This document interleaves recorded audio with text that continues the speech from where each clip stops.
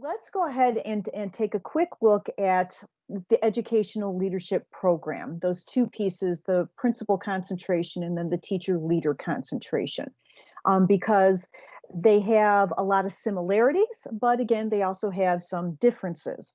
So with the principal concentration, it is 33 credit hours long. It's usually completed within 6 semesters, so 2 years. There is a year-long internship that is required.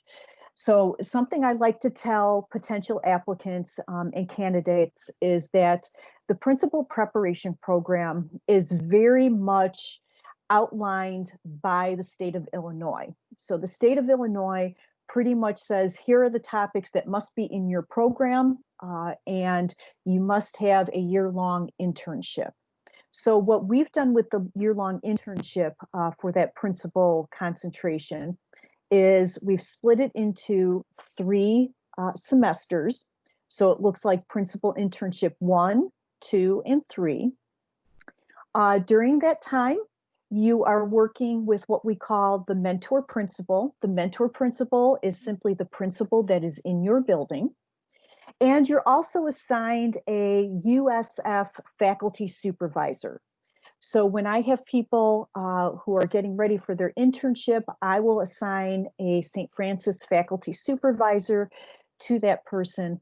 And the principal internship then becomes a very collaborative effort between the candidate, the intern, the mentor principal, and the faculty supervisor.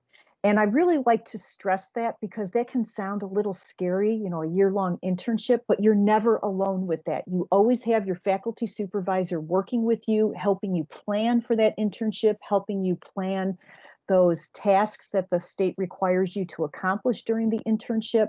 And you also have your building principal that you're working with.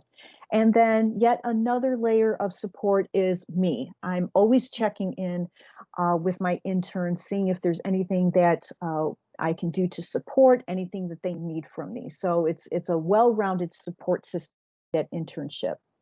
Another question that typically comes up regarding internship, you are able to continue working while you do the internship.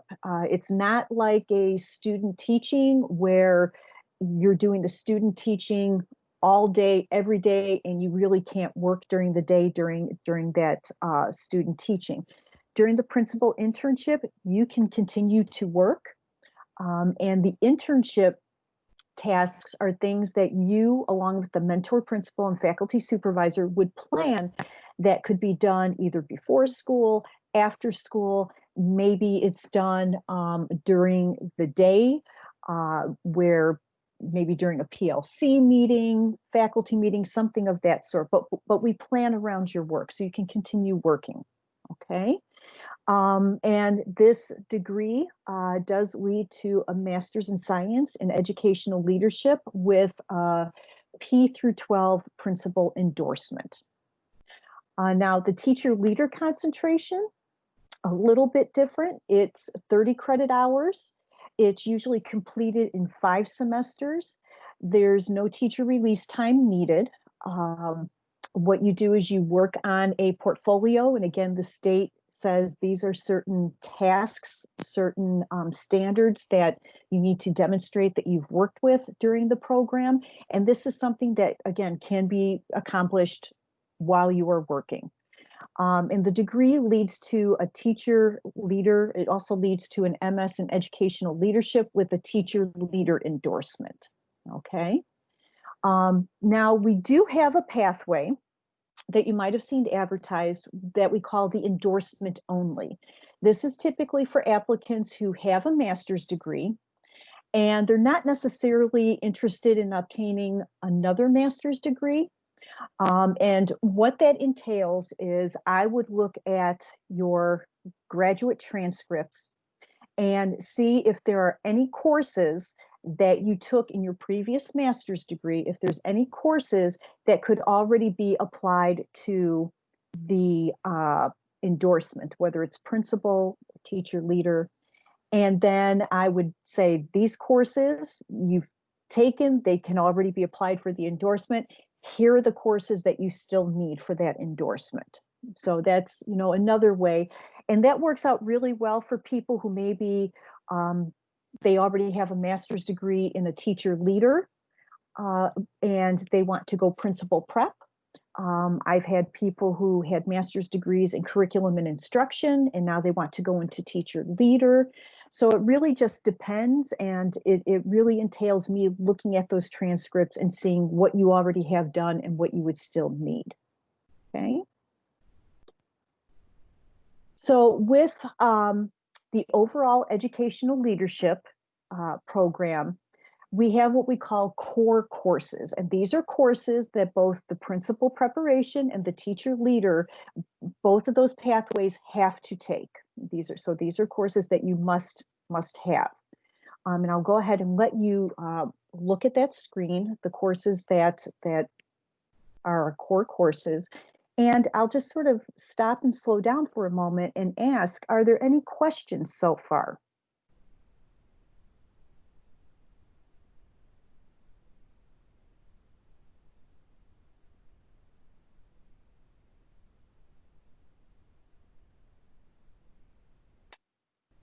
Okay, I'm not hearing any questions, so I'll go ahead and continue. So whether you're in the principal concentration or the teacher leader concentration, both those concentrations need these courses. Okay. So now here's where they get a little bit different. Okay, with the principal concentration, some additional things that you will need is the school finance course, the school law course. Again, that principal internship, which is broken into 3 semesters, and some additional items that you need to graduate with the degree and to get the endorsement. You have to complete what is called an interview and a teacher leader portfolio process.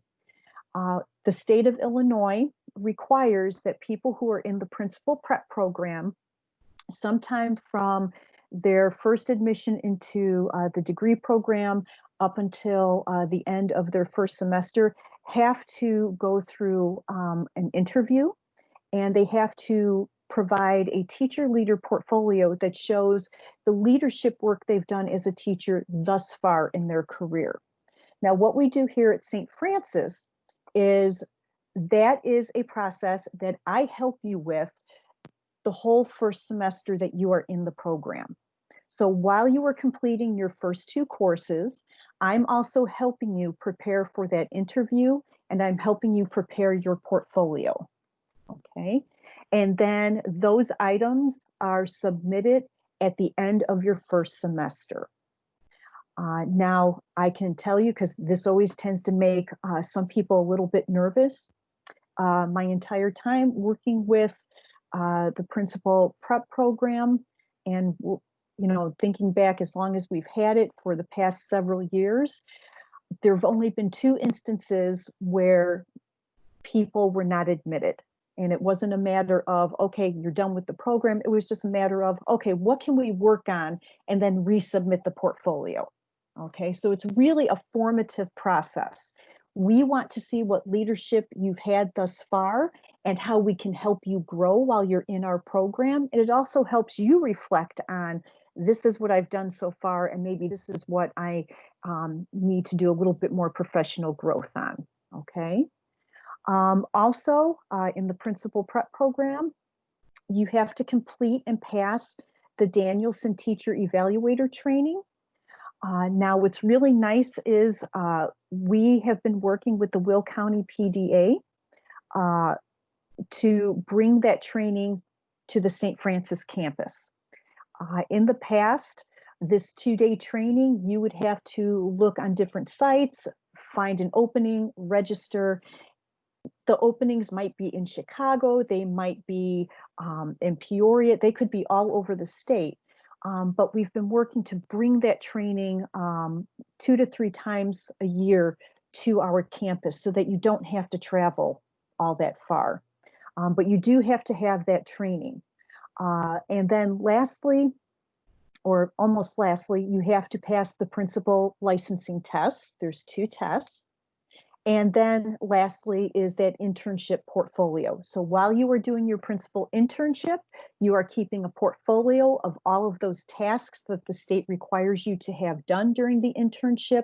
And that is something that your faculty supervisor looks over and then moves on to me, and then I approve it and let the registrar and the licensing officer know that you have completed that. Okay. Now I know that sounds like a lot. And it is a lot, but we help you every step of the way. It's not something we just do. We are helping you with each one of those requirements.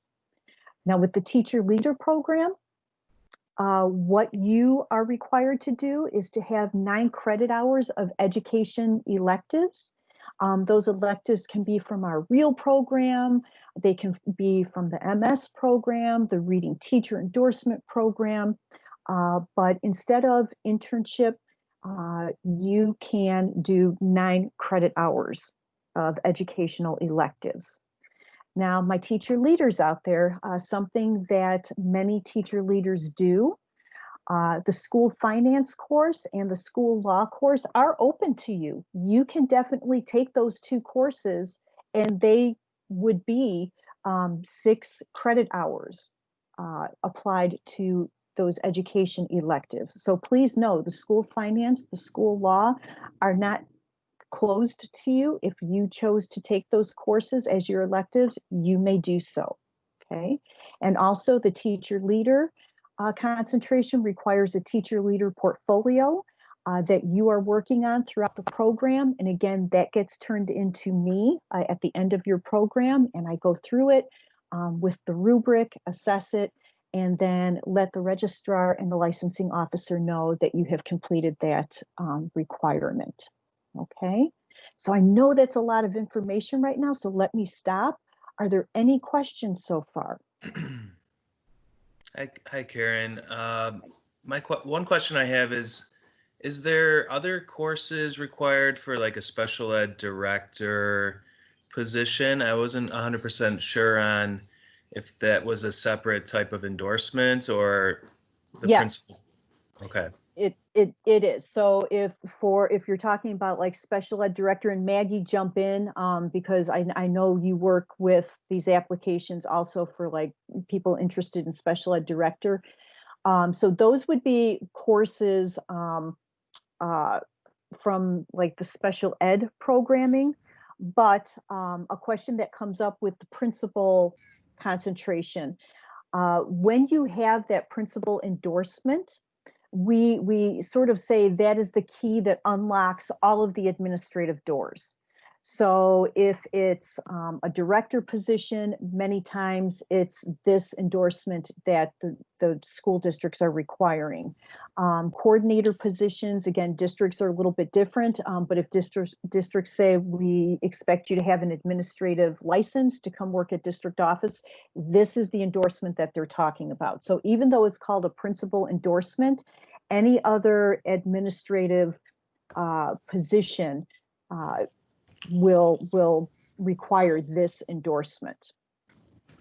And I can add to that a little bit in terms of the additional endorsements. So there is a director of special education endorsements, and it is typically up to 4 courses. One of the requirements for it is to have an administrative endorsement, which would be this principal endorsement. So this is something that you would do first, and then the director of special ed endorsement you can complete with us through REAL, which is the part of our College of Education that runs all of our subsequent endorsements. So they are classes that are online. They're offered just about every semester, and you can take them as a student at large with us to add that additional endorsement onto your license. Thank you, Maggie. Did that answer your question, Michael? Yeah, that was helpful. Thank you. Awesome. Okay. Any other questions before we move on? Okay. Karen, quick question. Yes. Sure. I'm curious because I know with everything that's going on right now with online learning and remote learning and distance learning. So about how many online classes would we be taking each semester then? For example, like for this fall semester? That is an excellent question. So what the principal preparation, and I'm so glad too that you asked that, because I completely flew by something that was very joyous that I get to share with you that happened on Friday. So with the principal prep program, the law says that you cannot have more than 49% of your courses online. And so with that, our principal prep program, our fall and our spring courses are what we call blended. So you do come to campus on Wednesday evenings to take your class face-to-face. And then when you're not with us face-to-face, there are certain assignments and tasks that you complete online before the next class, okay? During the summer for principal preparation, all of those courses are online. So fall and spring are blended, where you meet with us face-to-face on Wednesday evenings. During the summer, it is an online format. So what you're looking at is probably 2 to 3 courses which you would take during the summer are online. The rest of the courses are that blended format where we meet face-to-face and also has some online work that needs to be done. Now, my teacher leaders, same goes for you. That is, the summer courses are online. The electives that you need, most of those are online. And then the fall and the spring core courses that I had reviewed are also in a blended format where you would meet on Wednesday evenings. Now, we just found out on Friday, we had sent an application to the state asking if we could have a pathway for the teacher leader program where it would be completely online. And our application was approved. Now, saying that, I don't know if we're going to have that up and running for the fall or if we'll have that up and running for the spring, but sometime in the next couple of semesters, the teacher leader program will have the option where all of the courses for teacher leader will be online. And that's simply because the law does not state the same thing for the teacher leader program as it does for the principal prep. Again, principal prep says you cannot have more than 49% of your courses online. Teacher leader does not have that restriction. So my teacher leaders in the crowd, stay tuned. We are meeting on that this week to see if we'll have that up and running for the fall or for the spring. But as soon as it's up and running, if that's an option for you, then you could do your coursework online. Okay. I know that was a lot of information. Did that answer your question? It did. Thank you so much. Okay. No, and thank you for asking. Otherwise, I completely would have forgotten to talk about that. So some of the admission requirements, again, a little bit different between the two programs. Something that they do have in common is the verification of an undergraduate GPA of a 3.0 on a 4.0 scale. You do have to have that Illinois professional educator license. With the principal concentration, it's 3 years of full-time teaching or school support personnel experience. For teacher leader, it's 2 years of full-time teaching or school support personnel experience. The letters of recommendation are a little bit different for the principal prep people. You have to have 2 letters of recommendation. One must be from your current principal and one must be from the superintendent. For teacher leader, you have to have a letter from your current principal and another from another administrator. And that could be an administrator in your building or even at the district office. Both programs have an essay that you complete, and we do need those official transcripts to go through that application process. Okay. All right, and Maggie, I'm going to let you take it from here. Sure. So as some of you have already started the process, you know, the very first step in getting started is to go on our website and submitting a Master of Science in Education application. So there is a direct link to it here, but you can also just go to our homepage at stfrancis.edu, and under the admission section, there's a real easy click for apply online. And the application itself is pretty short. I would say it takes about maybe 10 to 15 minutes to fill out, and there's no fee to apply. So once you do submit that online, we will process it, and that we will create an admissions file for you in the graduate admissions office. You'll then start getting communication from me through email and through postal mail and text messages, letting you know, here's the next steps and here's the next items that you need to send in.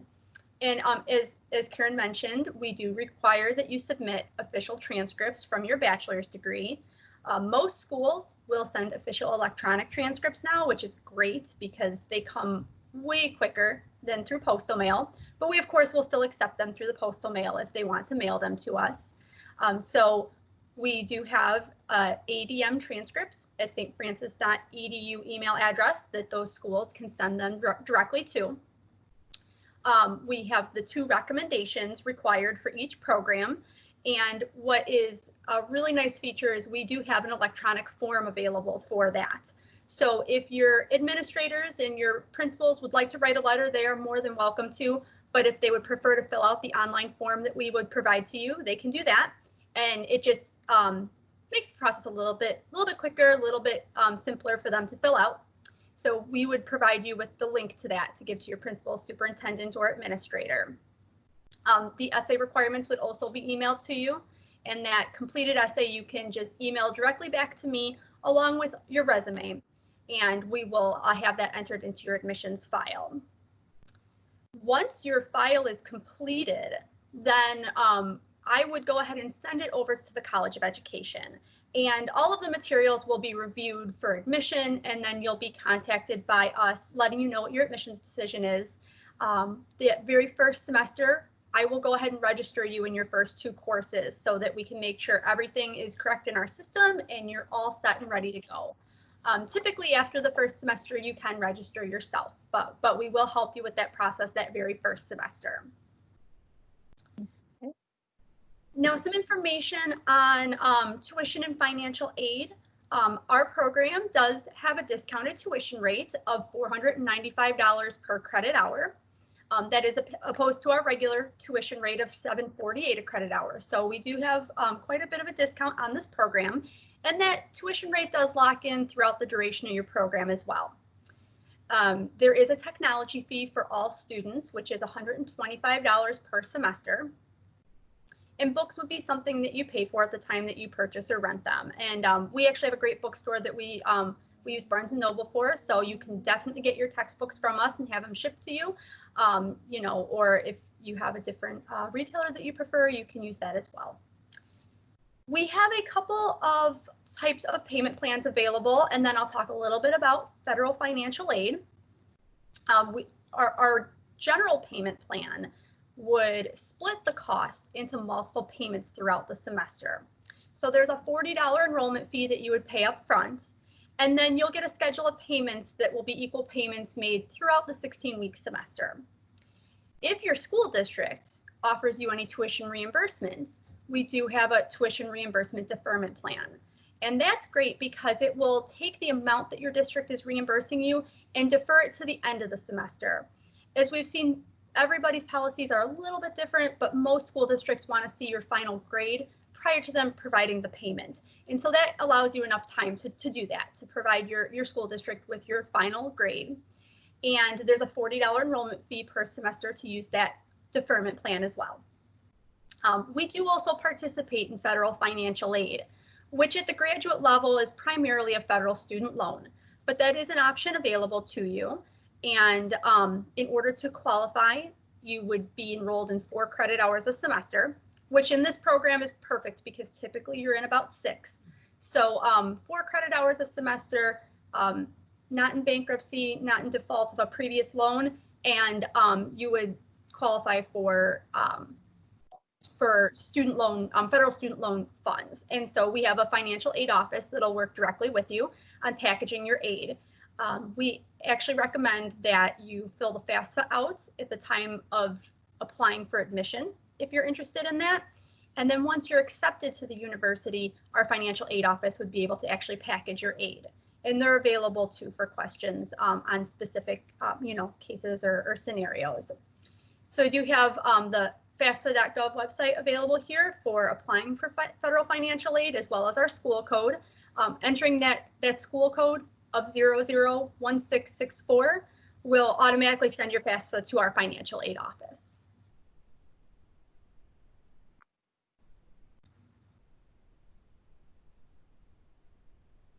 And actually, I think we can go to I think we went back one slide, so forward one more maybe. Oh, my bad. Sorry. That's okay.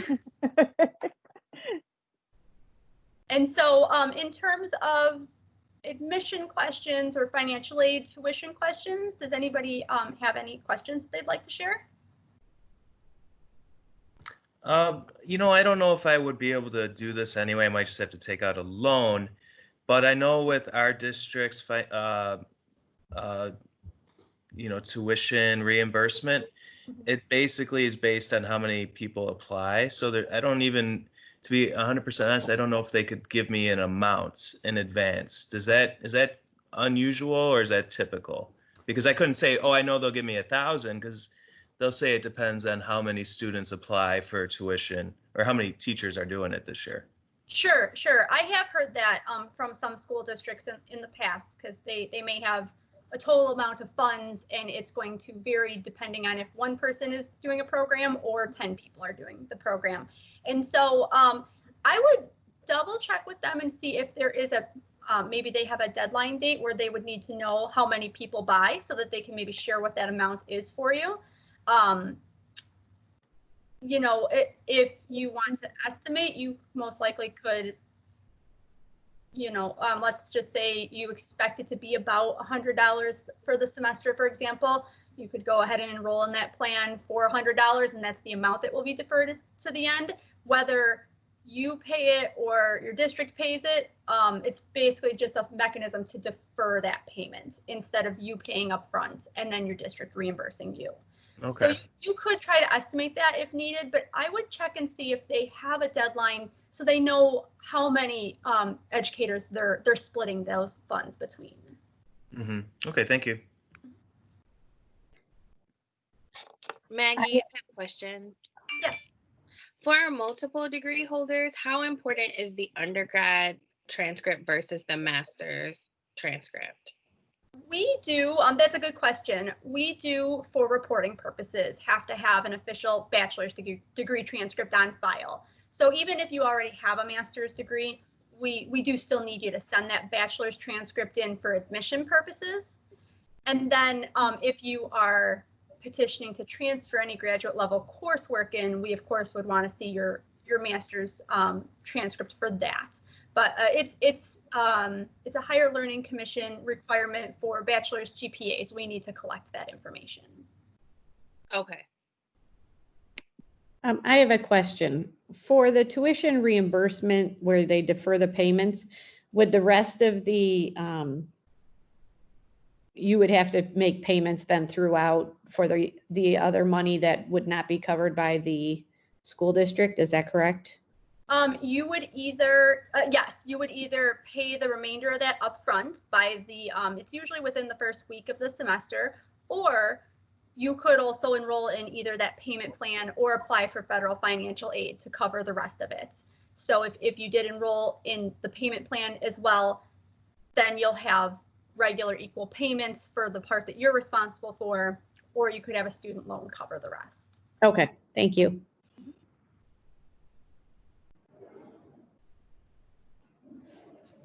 I have a question. It might be more of a financial office question, but like around what time before the semester do we usually get like the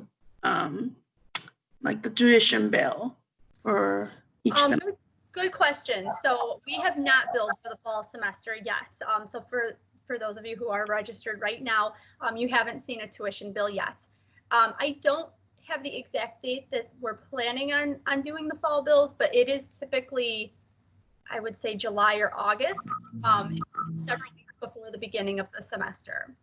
And that bill would either need to be paid, or you would need to either apply for financial aid or enroll in one of those plans within that first week of the semester. Thank you. I have a question about the teacher leader electives. Mhm. I have gotten my LBS 1 endorsement, and I'm currently in the teacher teaching and learning masters. Can some of those courses be used as electives, or do I need 9 additional semester hours?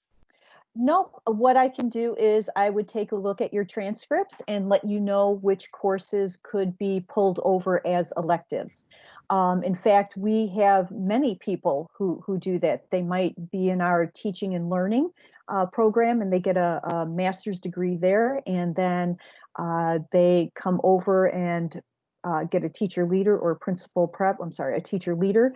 And some of those classes can be applied for the electives. So I would just need to take a look at your transcripts and let you know which courses could be transferred over.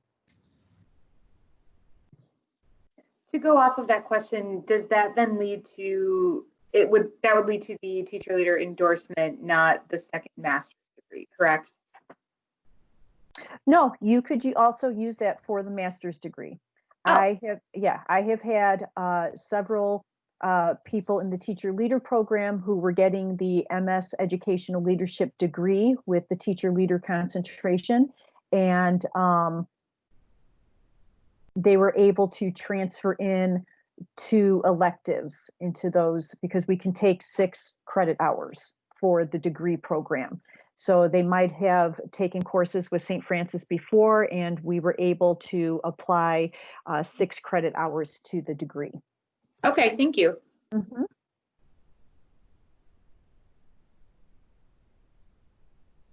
Great questions. Maggie and Karen, I actually have 2 questions. I'm so sorry.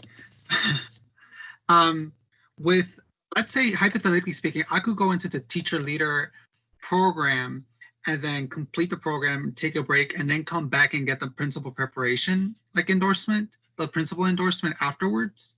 Absolutely, you can. So I have teacher leaders who do this quite often. So what you would do is you would get the MS in educational leadership with the teacher leader concentration, get that teacher leader endorsement, and then maybe decide, hey, you know what, I want to get that principal endorsement.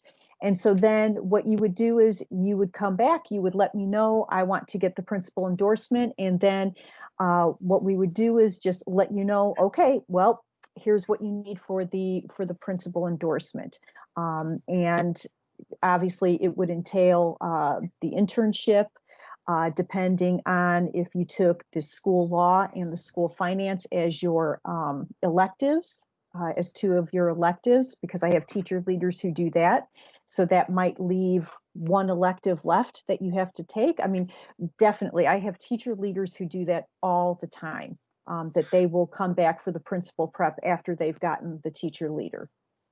Awesome. And my follow-up question to that would be that for the principal preparation program, the internship part, is that included within the 6 semesters of coursework, or is it after the 6 semesters of coursework where we have to do the additional time of doing the internship?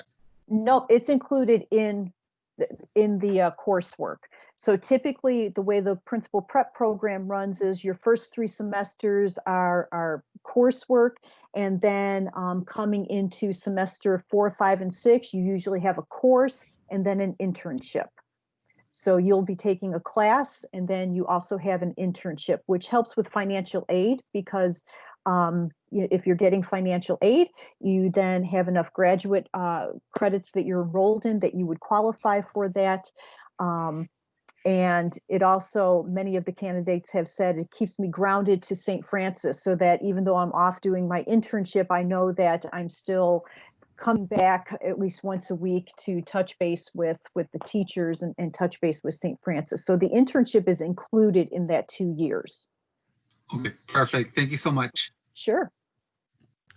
And to actually get back to those who had questions about bills, I did just find out that the fall tuition bills will start going out July 20th.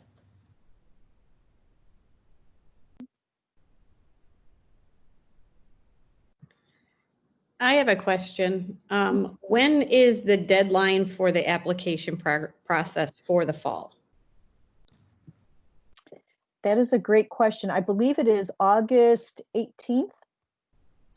That would be the time frame to have your admissions file complete, allowing our College of Ed enough time to review all the materials and make an admissions decision. So August 18th, and then the semester actually starts August 24th.